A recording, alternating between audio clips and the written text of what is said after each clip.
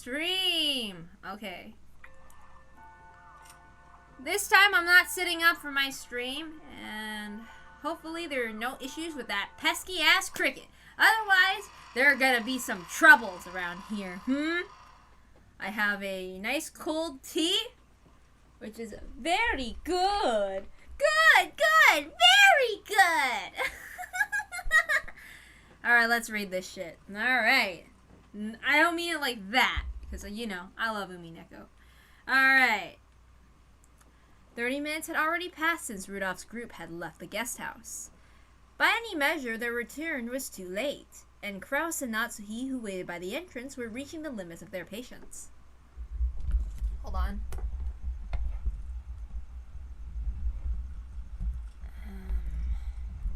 Oops. Hold on. Oops. Hold on. Ugh. Please, excuse me. The mic and everything. I just gotta make sure it's a little closer to me. I hate it when wires touch me. Ugh. Gross. Let me just move the wires a bit. Alright.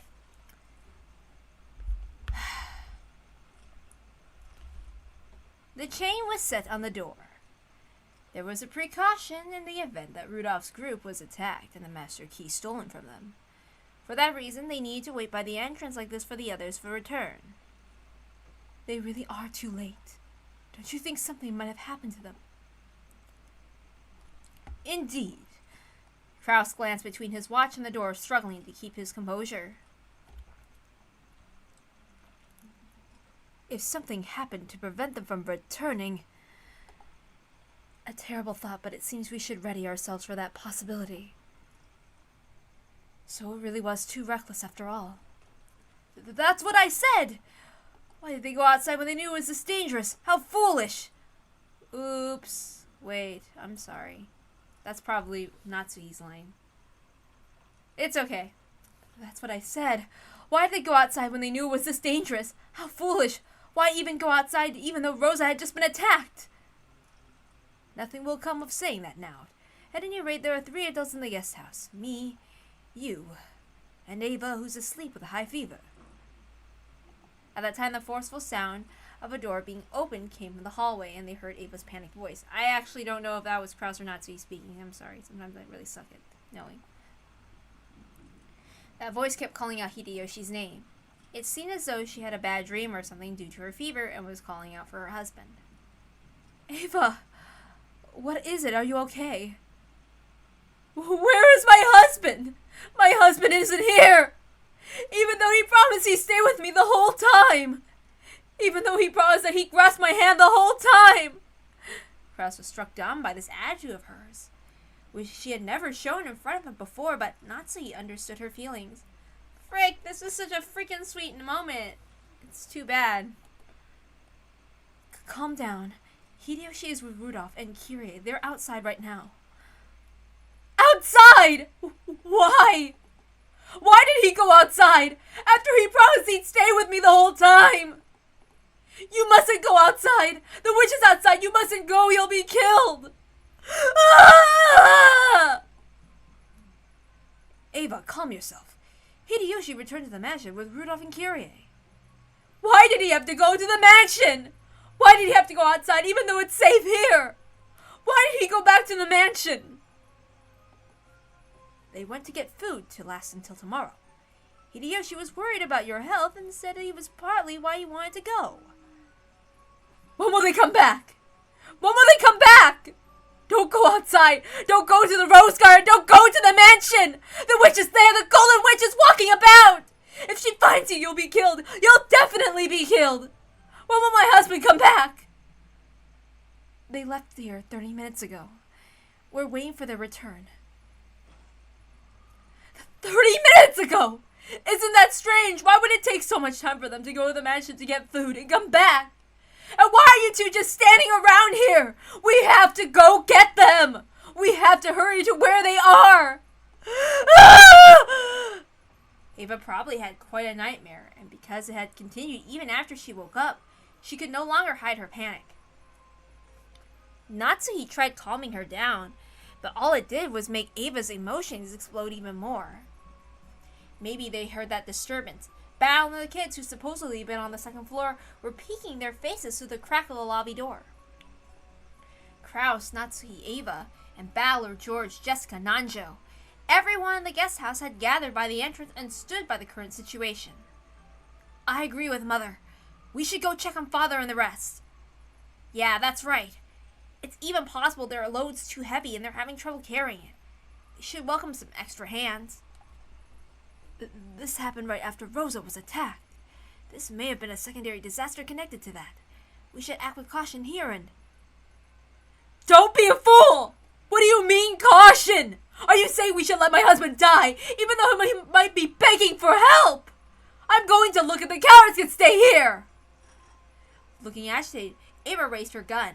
Judging by her face, it'd be useless for anyone to try to stop her. George, who realized that first, raised his head. I'll go as well. You will too, right, Battler? The more people, the better. Sure! Aunt Ava, we're coming, even if you tell us not to. I'm coming too! I can't be the only one to hide in a safe place! Jessica, you must not go outside. Stay here with me. Got it? It was like they were implying those three had already been killed anyway, so going outside would be pointless. Natsuki realized that Ava felt like her heart had been gouged out, but she spoke out as strongly as Jessica's mother. I'm sorry. You're right. That should be fine. Let's have Nissan's family keep an eye on the guest house. This is a problem for my family and Balor's. And I wonder if Dr. Ranjo wouldn't mind coming too, just in case.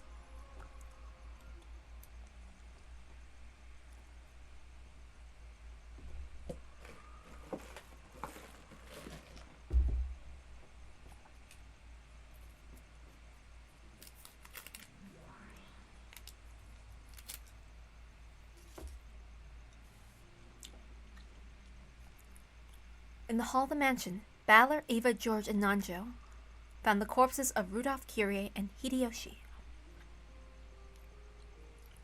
The 4th through 6 twilights.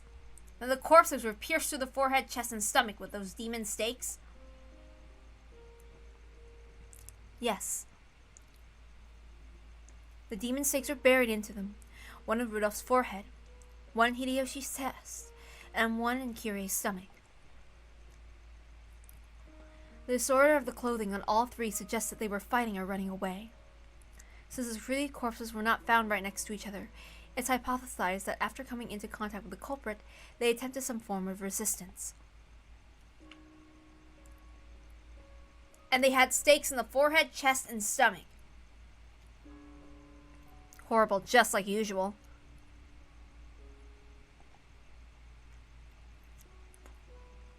Even though Ronove knew it would be superfluous, he contemplated even telling Balor the truth.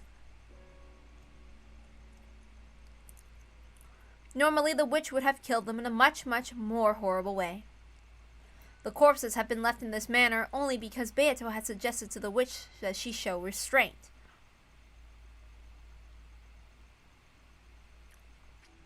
The new witch thinking it would be fit well enough as long as she gouged them with the stakes. Would probably have just stuck a stake into a lump of meat that wasn't even shaped like a human.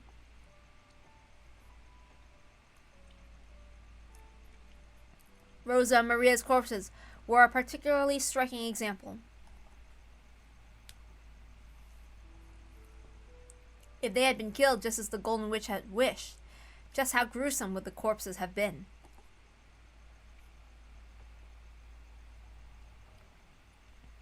Beato had changed that into the still better kind of killing Balor had mentioned earlier. Wanting to have Beato's small bit of thoughtfulness appreciated, he thought of telling Balor about this. But judging by Balor's eyes, that might do more harm than good. To humans, the gap between being alive and being dead is very large. Saying that she gave them better deaths might have made it possible for a demon to understand her feelings and pardon her. There was no way a human would be so accepting. Understanding this, Ronove remained silent despite knowing of Beato's modest efforts. Just like usual, start by checking whether the corpses are dead. Ronove, please declare it in red. Hey, can't you hear me? Please declare it in red. Repeat it. Rudolph, Kyrie, and Hideyoshi are dead. My apologies. Allow me to decline for repeating that. The hell? What are you planning all of a sudden? By now proclaiming that the victims were dead in red was almost a given in this battle. Refusing to do so was like almost losing by default. So when Renove refused as a part of his first move, Balor was dumbfounded. My apologies. As of this moment, I relinquish my position as Milady's representative. Accordingly, I cannot repeat that in red.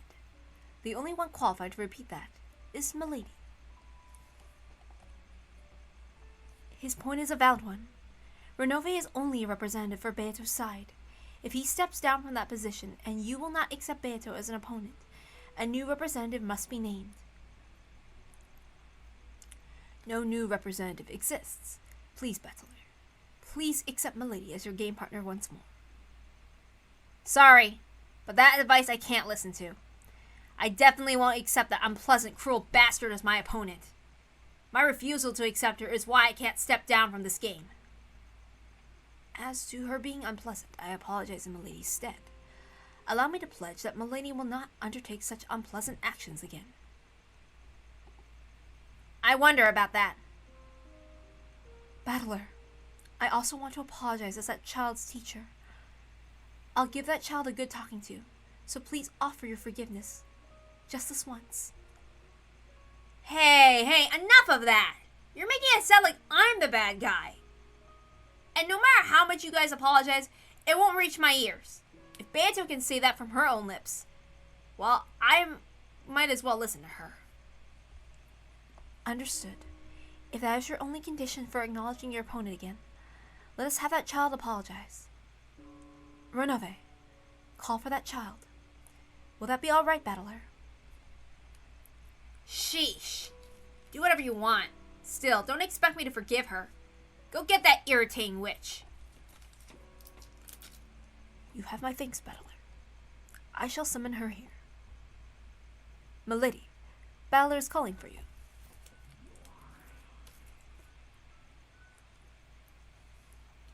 After a few heartbeats, gold butterflies gather together in midair and create Beato's form. It was a much more docile appearance than the one she'd made before. Did you call, Renove?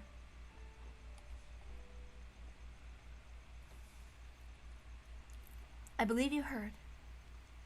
Is there something you have to say from your own lips?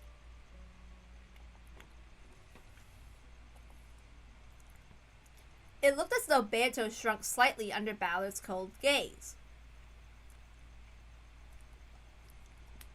Several times Beato made an effort to get the words out of her mouth, but that didn't work so well. And she was just as awkward as someone trying to light a match during a freezing winter with icy hands. Even as she did that, the game board was advancing. In the hall, they just found the corpses of the new victims and had broken down crying.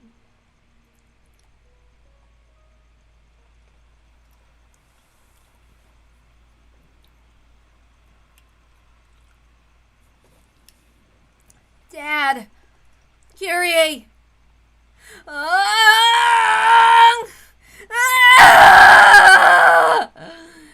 Dear!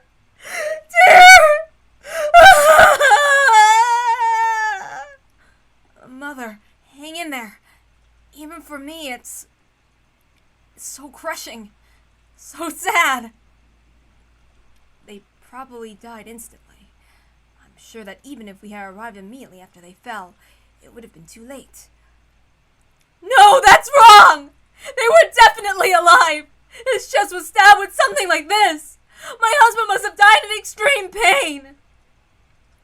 If we had come faster, surely they would have been saved! They would have definitely been saved!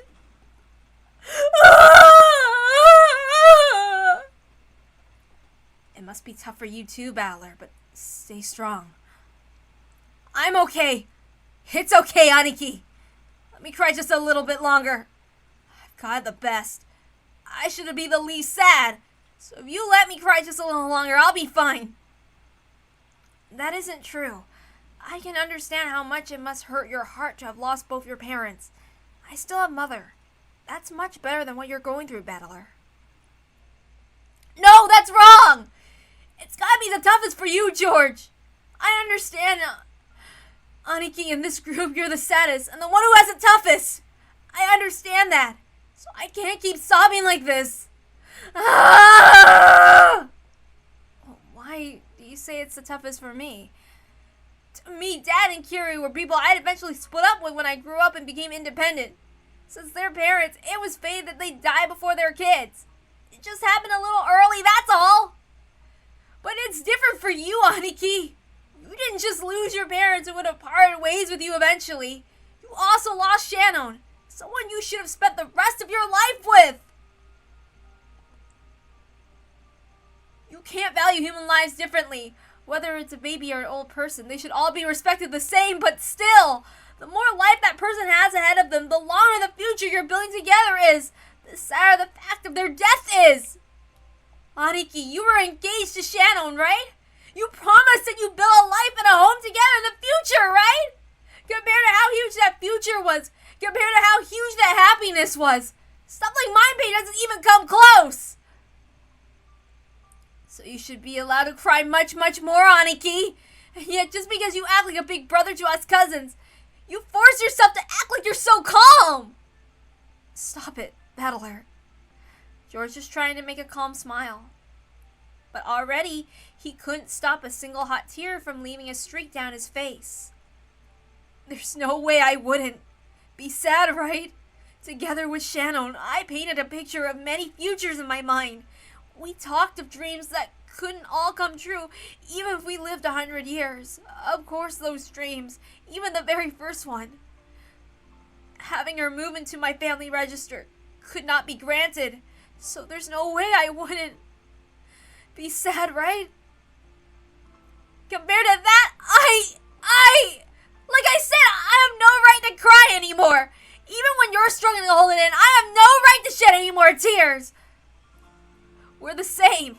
We both feel the same sadness from losing those close to us. So there's no rule that says you can't shed any more tears than me, Battler. And for me too, there's no rule that says I have to hold back my tears any longer, is there? Aniki! Aniki! Ah! Shannon, the one who shared my dreams for the future, is dead. Father's dead too. It's so sad. So sad. Ah! As George and Battler hugged each other tightly, they cried a waterfall of tears over each other's shoulders for people who had been so precious to them.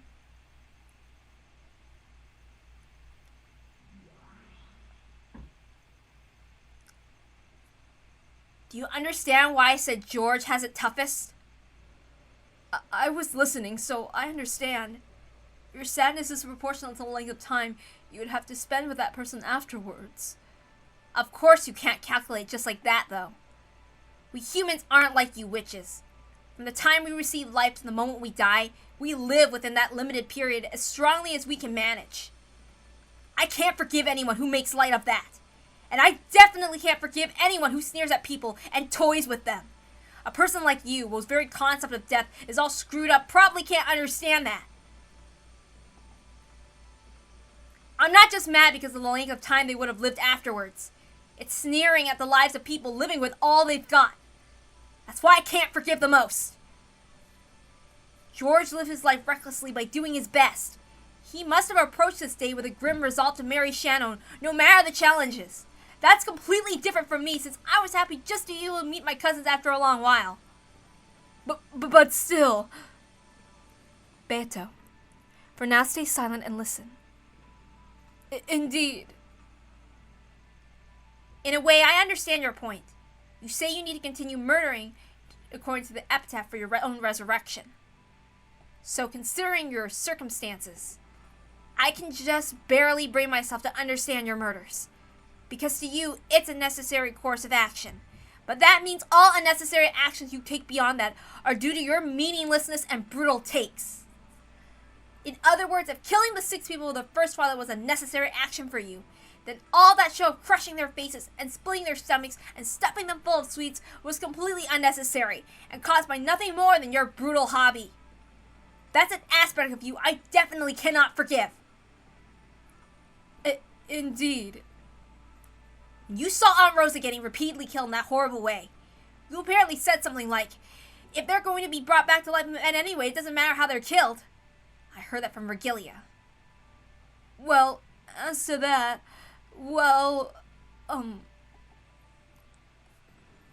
that idea that you can kill them as many times as you want as long as you can bring them back to life in the end, isn't that a completely unnecessary action with no other purpose other than to toy around with someone's life? If you're going to kill it, do it instantly! Don't toy with them! If you won't kill them, then don't bully them! You're taking advantage of the fact that you can do as you will with people's lives and you've forgotten the sanctity of life. So I can't accept or acknowledge you. I definitely can't accept my opponent as a person who doesn't know the value of life or the sadness felt when lives are lost. That is why the endless magic is also known as a black art. The endless witch has no conception of limitations. She has no concept of the limitations and losses caused by the breaking and killing. For that reason, endless witches sometimes start playing by jumping over the gap between life and death, like it's a game. That is a very, very frightening thing. So as an endless witch, and by my own choosing, I never reached your level. It was something Virgilia had been trying to tell Beato for a long time. But Beato had been too young to obediently listen to those words. She had been too wild. She had been possessed by that detestable pleasure. I have been told not to break vases, but that is why I wanted to break them. Then I gained the endless magic, when I knew that I could fix them back to normal, no matter how badly I broke them. I was surprised at how fun it could be to break a vase. That is what's known as the forbidden honey. People are not captivated by what's inside. They are captivated by the sealed lock. It is truly regrettable. I want to ask you, Virgilia, why does this thing called the endless magic exist? For what purpose does it exist in this world? It is not limited to endless magic. All magic exists to bring happiness to the human world. After everything that has happened, it may be difficult for you to believe, Battler, but in order to bring blessings to the human world, we witches are supposed to become bridges between humans and non-humans, and that is why we train so hard. I think Virgilia's line is very important.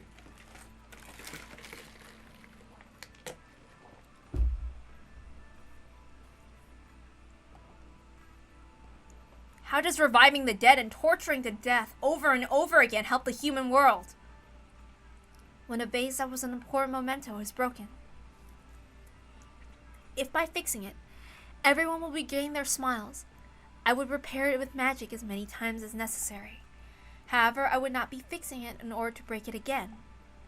I would be reviving it to give humans happiness. In that case, Beato, you fail as an endless witch. Indeed. There's this thing I've been vaguely thinking about. Why do I keep playing this strange game against you? Maybe this game isn't about making me surrender. Maybe it's a test for you to be accepted as an endless witch, in the truest sense. I don't know about that. The reason I proposed this game to you was, simply a way to kill time. There were no ulterior motives at work. Just now I heard the definition of a witch from Virgilia. By that definition, you, Beato, are not even a witch. You're an apprentice who's still in training, who misunderstands her own power. This is supposed to be a fight between a witch and a human. If you aren't a witch, then you aren't qualified to be my opponent. Understand? You say I am still only an apprentice. Then when will I be accepted as your opponent once again? When can we resume this game? Who knows? At the very least, it isn't now. When you fully understand what I've said and become a real witch, I'll probably accept you as my opponent in this game once more. I can't understand you say it so abstractly like that. Clearly tell me what I should do to earn your forgiveness. No. I've said enough. You think about the rest. That's all I want to say. If you can't figure it out, try talking with Virgilia and Renove. A brat like you should start by listening to what the adults say. Virgilia, suspend the game for now. Now that Renove has stepped down as representative, all we can do is wait for Beto to gain the qualifications of a proper opponent. Understood. Until Beto has been acknowledged as having earned those qualifications, the game will proceed without an opponent. Is that all right with you too, Beto? I have no objections. I want time and a place where I can think at a leisurely pace. May I leave my seat for that? Yeah, that's fine. Well then, see you later. Wait. Don't make that dejected face. Sorry about that. Letting everything inside my heart show up on my face is part of my personality. I cannot deceive. Then maybe there's still some hope for you. Let me promise you one thing. In this game with you, I might win and I might lose. If you don't come back, it might be my victory by default. At that point, Battler stopped talking for a second. Then he spoke forcefully. However, I definitely won't be the one to step down. I definitely won't give you victory by default. I'll keep on waiting here for you to sit there again as my worthy opponent. Battler. Thank you, Battler. I will definitely come back and be accepted by you. After showing a hopeful smile for a very short while, Beto vanished. After seeing her expression as she left, Battler was absolutely convinced that her face could tell no lies. Oh my god, they had a sweet moment. Look at that.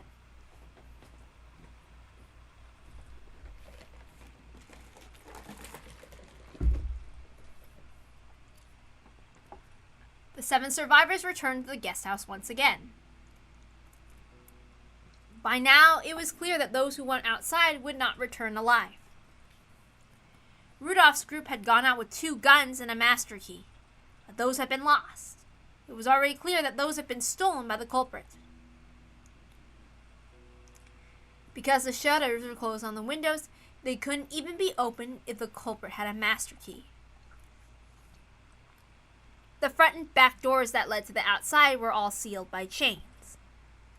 They were further blocked with sofas and tables.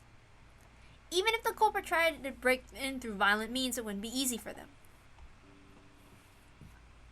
At this point, the typhoon may actually be fortunate.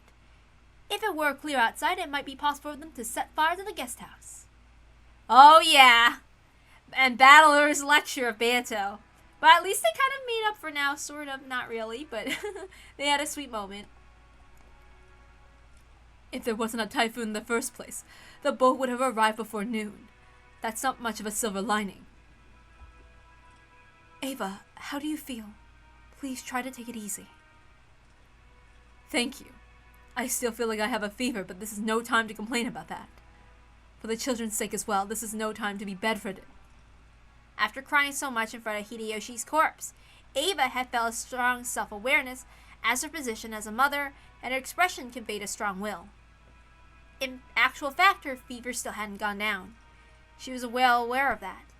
If she didn't keep a strong hold on herself, she felt as though the fever wouldn't make her mind hazy again. Oh look, Natsu's caring about Ava again. By this point, the first floor formed a What the hell, me? Alright, let's try that again. By this point, the first floor formed a final line of defense set up by the Kraus Natsu. What the hell? Okay, I don't know what's going on with me. By this point, the first floor formed a final line of defense set up by Kraus, Natsuhi, and Ava. The children and the guests, Nanjo, had strongly warned not to go downstairs without taking great care. If the culprit used a ladder or something, it probably wouldn't be impossible for them to attack from the second floor. but it wouldn't be easy for them to break those sturdy shutters from such an insecure position. The second floor was relatively safe compared to the first. Valor and George had also wanted to remain on the first floor so that they could fight if the worst happened, but Ava had put a stop to that. In her mind, George was now the only member of her family. It seemed that she didn't even want to expose him to the danger of coming downstairs to the first floor. Kraus and Natsuki could understand that feeling.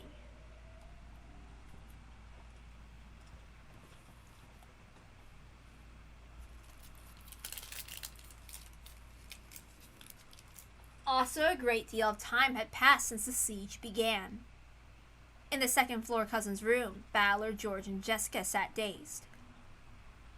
They didn't even listen to the TV that had been left on. For a while, Nandra had been with them and tried to lend them words of encouragement. When he realized he might actually be having the opposite effect, he hid himself in his own room on the same second floor. George kept looking dazedly at the photographs inserted in his notebook. It was the time he'd taken a vacation to Okinawa with Shannon. Shannon's happy smile was contained in those photos.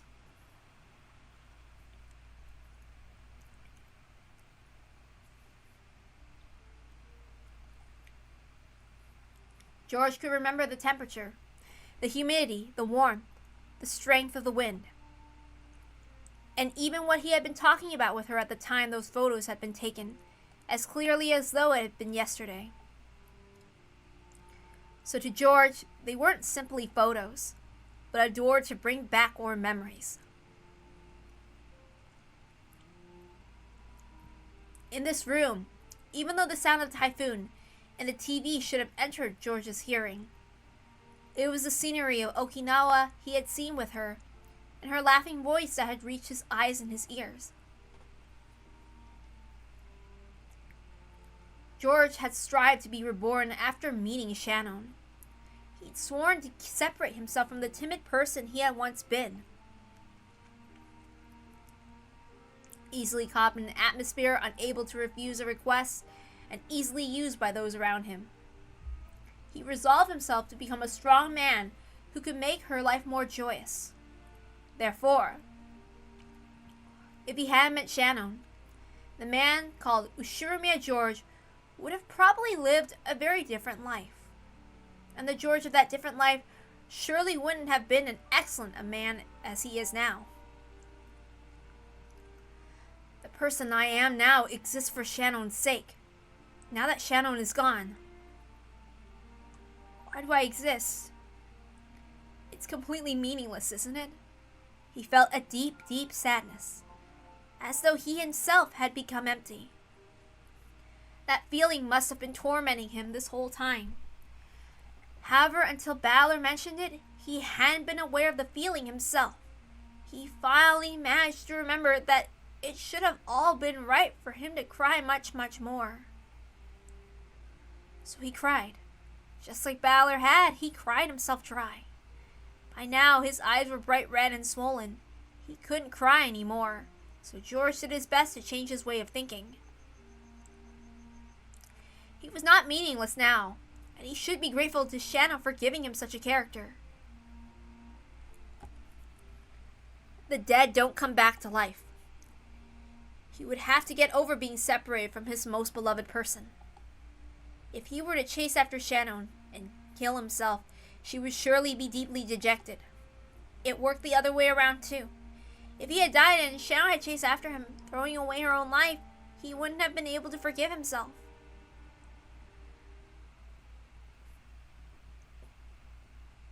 So he chose to surpass his sadness and anger, and decided to thank her instead.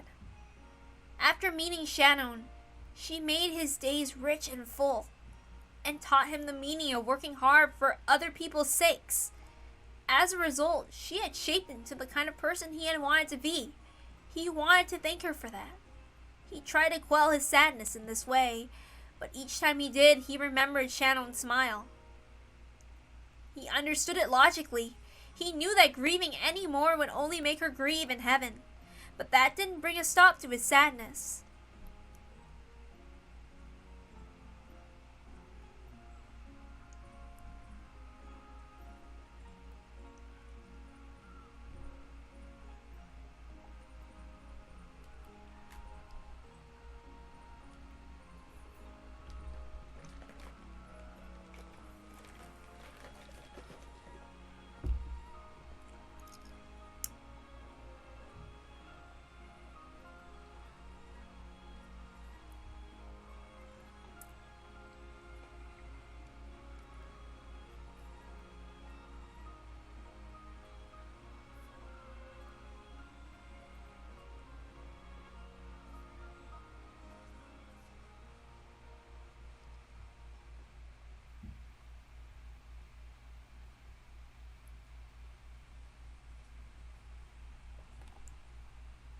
Why is it that when people die, it's so sad like this?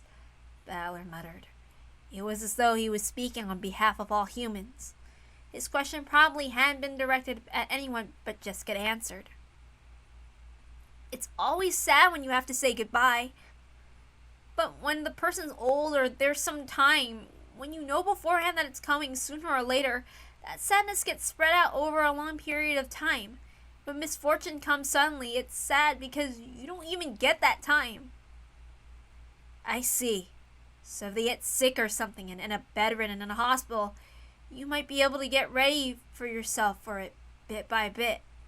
But when it happens suddenly someday, you don't get that luxury. The sadness that usually spread out over several years closes in on you all at once. That's pretty tough. Sometimes it makes you feel a sadness so deep, it can leave scars for life. Scars for life, huh?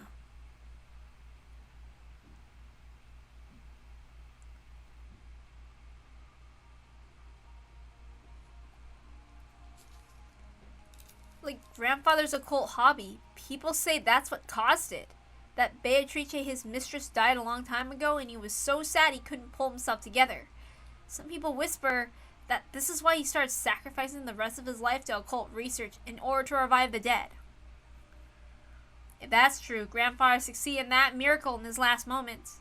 The culprit is the revived Beatrice, and grandfather was reunited with her at the moment he was killed.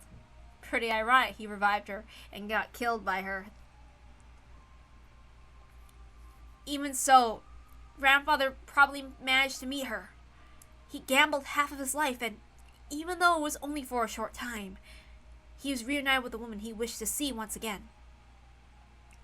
Then he got totally roasted, though. Feels like that result doesn't quite add up to the cost of researching for half of his life. That's not true. Even if it was only for an instant, grandfather must have been happy to be reunited with the woman he loved. And that would be true even if his crime of going against divine providence was punished by God, and his body was burnt and sent back down to hell. Even if that reunion only lasted a very short time, right? George, I wouldn't care if I met with the wrath of God if I had my body burned, even if it was just for a short amount of time. If I could revive Shannon again, I would sacrifice the rest of my life to the same research as grandfather. I want to talk with Shannon again, even if it's only for 5 minutes. Even 1 minute would be fine. In exchange, I wouldn't mind sacrificing the rest of my life. Aniki. When Balor and Jessica realized their pointless discussion was causing George pain, they could do nothing more than to shut their mouths. George directed his thoughts to Kinzo's life. He sacrificed half of his life to research that no one understood. On the last day of his life, he revived the person he loved most. He'd probably succeed in his reunion in his final moments. George didn't know how much time they had together. He didn't know if they'd been given an hour or just 5 minutes. However, that moment must have been enough to reward him for all those months of research.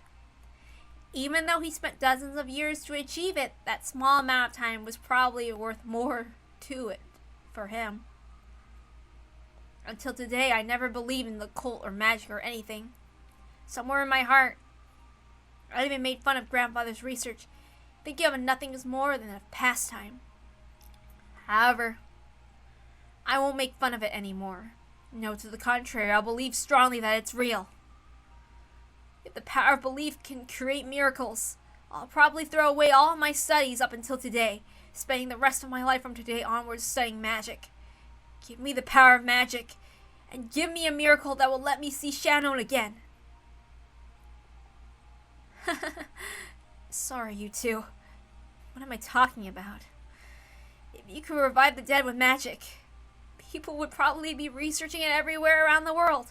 But things like that don't exist in reality. No one researches it. That's because they know the dead can't be revived with magic. Sorry for saying something so weird. It's my fault the atmosphere here has gotten so strange. Sorry for making you tiptoe around me, even though this is tough for us all. Even if I did it to myself from my sadness. Maybe I did say something strange. If I keep talking about stuff that's so weird, I'm sure it won't do any good for their sadness. But that doesn't mean I can bear the silence.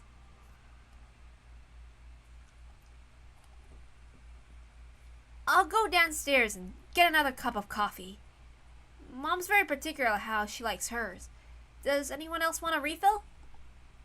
Valor and Jessica lightly shook their heads. Without pressing them further, I took my mug and left the room.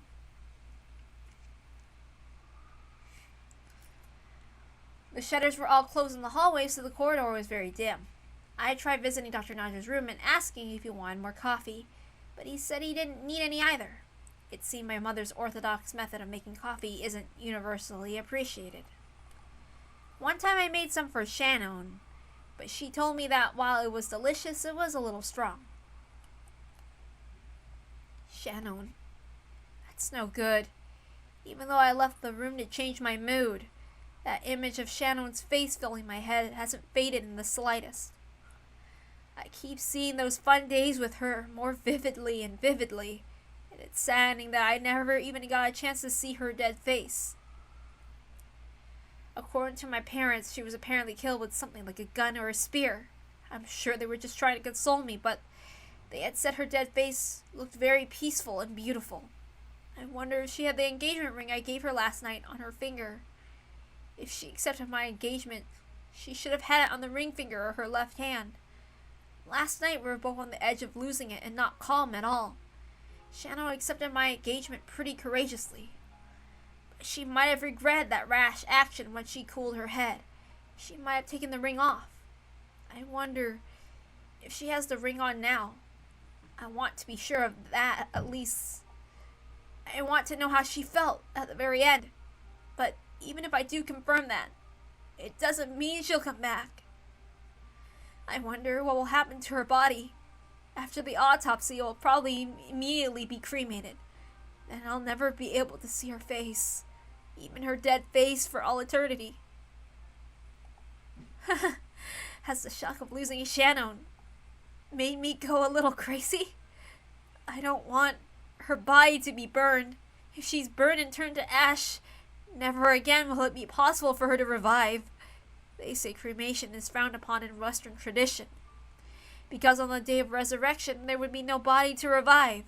Because of that, it seems the greater criminals in Western history were often cremated after execution as punishment, and their ashes were sometimes scattered in rivers and such. In other words, to Western people, death is nothing more than sleep until the resurrection. It's essential that the corpse is left after death. In other words, that's because Western people knew of a miracle that can revive the dead.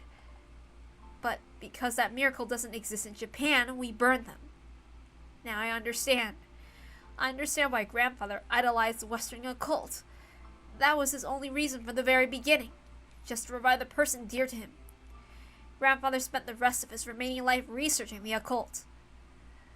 The situation surrounding us now is abnormal.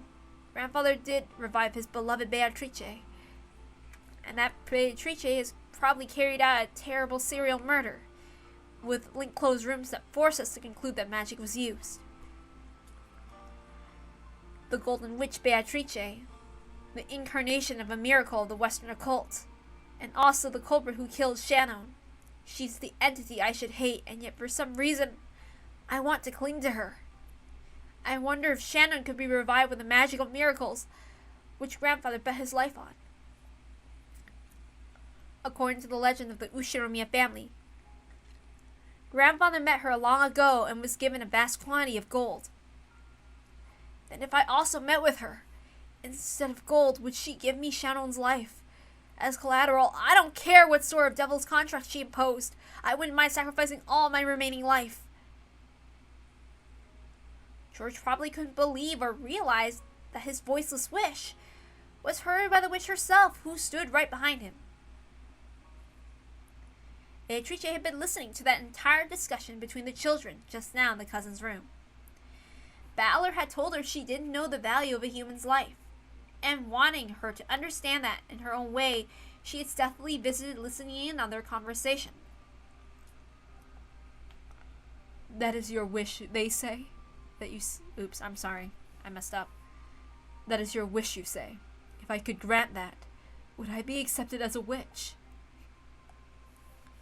Beato looked at the palms of both her hands. She had handed over most of her once surging magical power when the new witch succeeded the name of the Endless Witch. Of course, her current power made her worthy of still being called a witch, but it could not begin to compare to her previous strength. Even without the endless magic, I am a great witch whose name has still been thundered for thousands of years. Reviving the dead will not be any trouble at all. Inside her head, she thought about several magical steps she could take to revive the dead. Even magic that should have been easy in the past would be difficult with her current power. She thought of something and clicked her tongue, and did so over and over. In the end, she finally thought of a single spell. But that was a spell she couldn't use by herself. It was a spell that witches with weak power used, one that relied on the aid of others. In the past, Beato had looked down on that type of magic. Therefore, she frantically tried to search for any conceivable alternative, but in the end, she couldn't think of one, and slumped over in self-derision.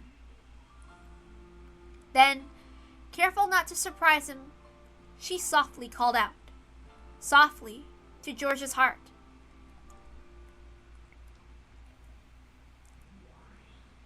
Hold on, I need to take this opportunity to... Sorry. Okay. Ushirimiya George, can you hear my voice? I can hear you. Who are you? Are you really the witch Beatrice? Or are you an illusion created by my sorrow? If it's the former, please hear my wish. And if it's the latter, just leave me alone. Their conversation in a mental world was not a lot like having one in a dream. When you dream, haven't you ever had the experience of casually accepting something that would have been absurd in the real world? The conversation in this world was like that. So even though a witch appeared and started talking to George, he was not surprised. Indeed, I am the Golden Witch Beatrice. Normally you and I would not be able to talk together in this manner. However, you are strongly conscious of me and wish to have a discussion. So both of our channels are able to match like this. I don't care if the person who killed Shannon was you, or someone else using your name. As long as you exist and are a real witch, I'll pay whatever cost you ask for. If you desire my life, take it right now. Please, I want you to bring Shannon back to life. If that's impossible, I'd be satisfied if you just let me talk to her for a short while. Please. I ask for nothing in return. I shall grant that wish. Really? Really, you'll revive Shannon? Indeed. However, my current magical power is not sufficient to use the magic of resurrection. Therefore, I must rely on your help. If there's anything I can do, I'll do it. Even if it means taking my heart out there right there and now, I will not hesitate. I told you, I don't need anything like that. I will chant the magic. Then a gap will open the door to the land of the dead. But as I am now, I do not have the power to bring Shannon's soul up through that gap. However, you have the strong feelings for Shannon, and those feelings will surely become magic that can bring out her soul without fail. What do you say?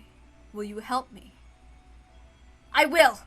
If Shannon's life will be restored, there's nothing I'm afraid to lose. George's fists shook in silence. Then he slowly came to his senses. He had been absent-mindedly standing near the window in the hall that whole time, his mug still in his hand. And the witch from his dream was still there. What the? It isn't a dream. Be quiet. I'm very fragile now. If any more humans appear, I will not be able to preserve this form. I shall grant your wish, so stay silent for now. Understand? George covered his mouth with both hands, nodding enthusiastically several times. In that instant, he almost dropped the mug he was holding. George frantically juggled it around and caught it. He was afraid that if it fell to the floor and made a loud sound, the witch's form might disappear like a bubble popping. He softly set the mug on the floor and stared at the witch in front of him again. Her form didn't disappear. It wasn't a dream. Come, let's go to the parlor where Shadow sleeps. With the power of your feelings, we will be able to bring back her soul. You say go, but how? My mother and the rest are downstairs. There's no way they'd let us go outside. And didn't you just say that you wouldn't be able to preserve your form if another human appeared? Come to think of it, that is true. So Kraus and the rest are downstairs. In that case, we definitely cannot go down. Well then, we'll just need to go to the mansion without going down to the first floor, right? It's simple. Beto laughed, as though she thought of a pleasant prank. And with her golden pipe, she lightly tapped a window with its shutter closed. When she did, 3 gold butterflies appeared from the pipe, opened the lock on the window as though melting it.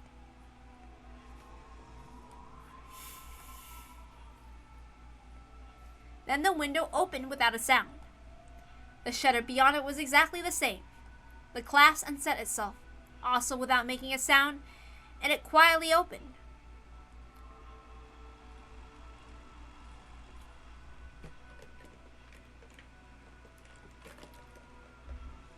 The window opened, exposing the wind and rain outside the mansion. Perhaps because of the direction or something related to the construction of the building, the wind did not blow inside.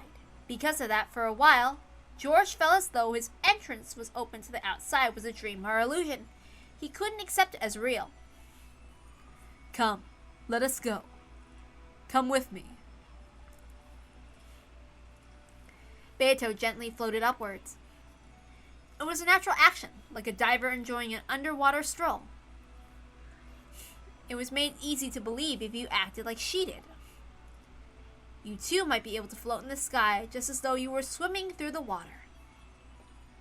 No, George did believe that. So without thinking, just as she had done, he also, gently, as though swimming in the water, lifted his feet.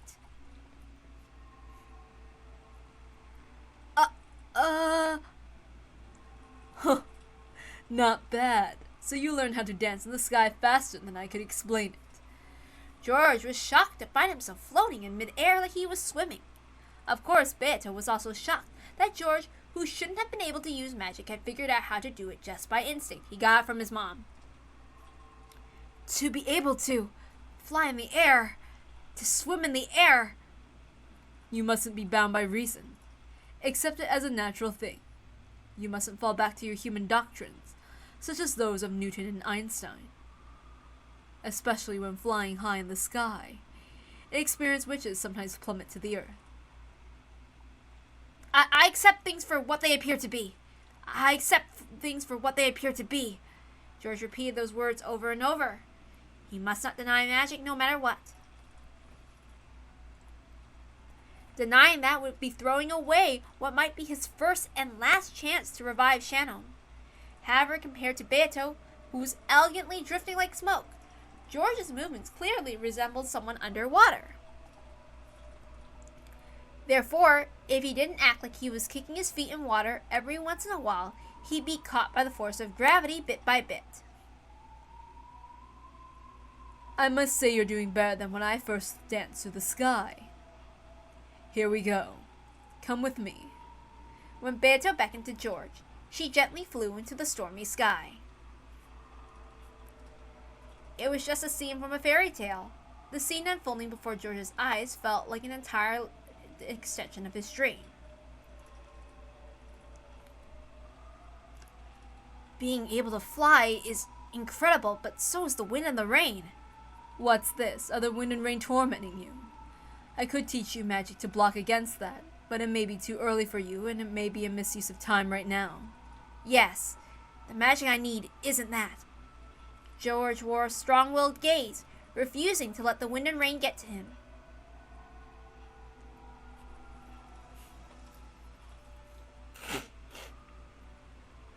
The mansion is coming into sight. Hold out just a little longer. If you fall now, you'll hit the bushes in the rose garden. The undulating rose garden was spread beneath the witch and George's gazes. This illusion-like scene no longer surprised George. Only the gradually approaching mansion was reflected in his eyes. Shannon, wait for me. I will definitely revive you.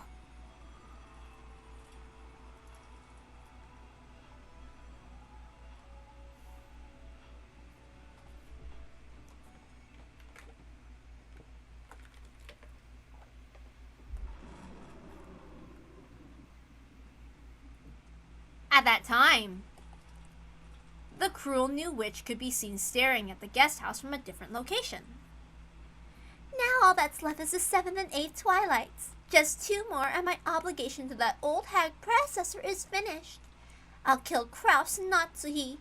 Let them die together like the good couple they are. Nihi? Where's the target, nya? In the lobby on the first floor of the guest house, 2 targets are Ushurmia Eva identified. Measuring anti-magic power levels.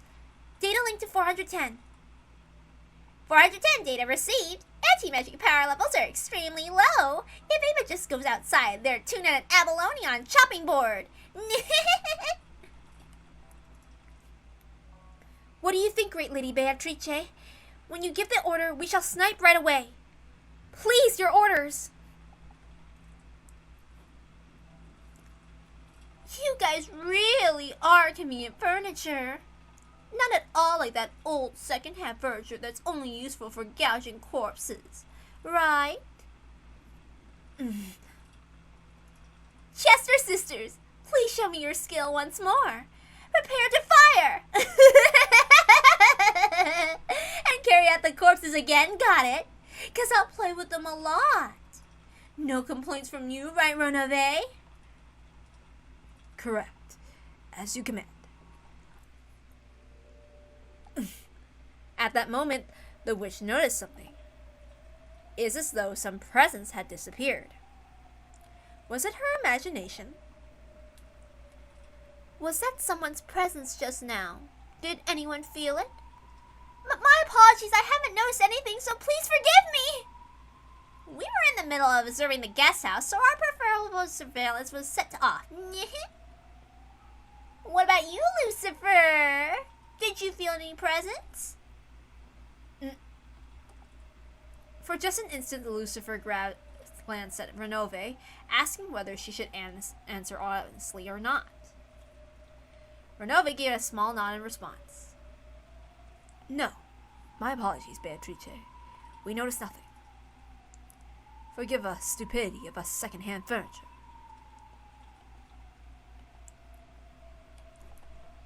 I see. If a great demon like you says that, then it must have been my imagination. The witch persistently stared in the direction the presence had disappeared off to. Oh yeah, she definitely doesn't believe.